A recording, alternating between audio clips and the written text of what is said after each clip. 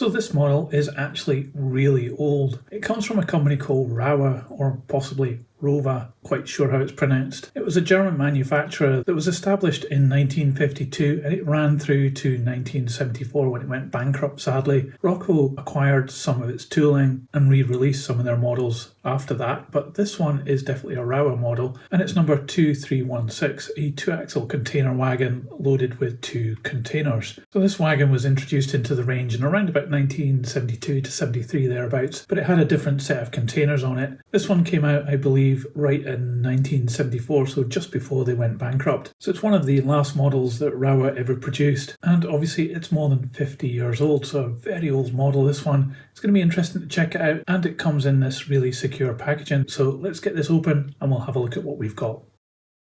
Well, that's certainly a lot of secure packaging there, very thick plastic, and it's definitely lasted and protected this model. I really love the branding on this, the Dinkel Acker, which actually sounds a bit funny in English. But let's check out this wagon closer up. So one of the things to be aware of this wagon is that these containers, there isn't any real kind of secure fitting onto it. They've got little studs on each corner of the container on the bottom, and then they just slot into little holes on the wagon like that. So there's not a lot of stuff holding these on, so you can easily get knocked off, I guess.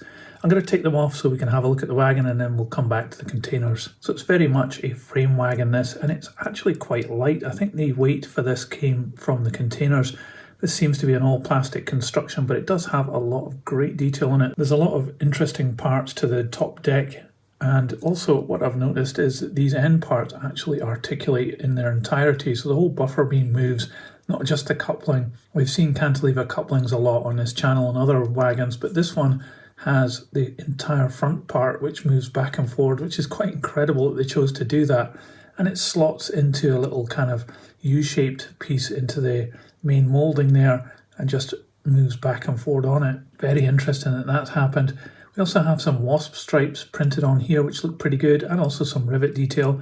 The buffers are quite big and integral into this moving part, and they look okay, I suppose. The coupling, obviously no NEM pockets here.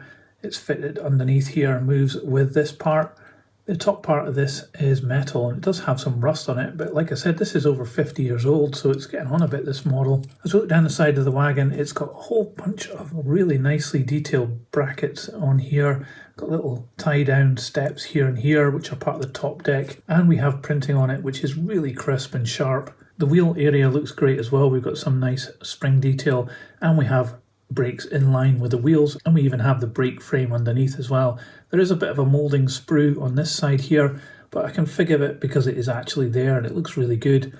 The wheels are dulled metal and they revolve pretty good as well. And underneath we have an additional piece fitted in for the brake gear too. At each corner we have little pieces as well sticking up off the moulding. Now they're going to be very easy to break off, as is this little step down here. But this is such testament to the previous owner that this is still completely intact after 50 years. I'm quite amazed about that. And it looks like a really good moulding too. I would be happy to see this as a brand new model today, and to think that this is as old as it is quite incredible. The 2 containers that we've got here are a bit more basic, I think. They've got an inner piece which is moulded in yellow and an outer piece in white, but we do have a little refrigerator unit on the end here as a grey piece of plastic which is moulded with some really nice details on it, and it's an extra piece that's been added on there. I do like the open frame design of these containers too. There's a huge moulding mark on the bottom of these, but you know that's going to be sat on the wagon, so you're never going to see that. Looking around this end of the container, we actually have opening doors as well, which is absolutely incredible, I think. Inside there's no detail at all to enjoy, but it's quite incredible that they decided to do the opening doors as well, so that's really quite cool. And there's no real detail on top either, just the yellow panel. The printing on these is really spot on, so it's very clear, and you can see the lettering and the logos no problem at all. So it is a pretty interesting wagon, and I think pretty well done as well. I did mention that the wagon is quite light, and there seems to be the weights in the containers, but let's put this together and put it on the scales and find out how much it weighs. So this model comes in at 75 grams. So I am really astonished with this wagon. I cannot believe it's as old as it is, because I think if this came out today, it would be certainly very acceptable. And sure, modern wagons do have a level of finesse and detail a little bit higher than this, but this is certainly not lacking, and on a model railway you would never know that this was a vintage model. It is quite unusual having the whole buffer beam articulate like that when it goes around corners, and I've never seen that on a wagon before, certainly not a flat wagon. And that quirky thing just adds to the charm of this model, I guess, as does the name on the containers, Dinkel Acker. It's such a funny name to say in English. I'm really quite surprised that this has lasted as long as it has done and is still as in good condition as it is. It's got pieces that could get knocked off quite easily, but yet they're still in place. And the printing on it doesn't look as though it's faded at all, and neither has the colours, especially on the containers. The level of finesse here is just quite incredible. I'm so impressed with this model as a vintage model, and I would actually be quite impressed with this as a brand new model that came out today. Now you might be wondering how much I paid for this, and for some strange reason, and I can't quite figure it out, Röwa stuff seems to be fairly cheap to buy, and this only cost me £8 to buy. And as a container wagon with this level of finesse, I think that's a great price.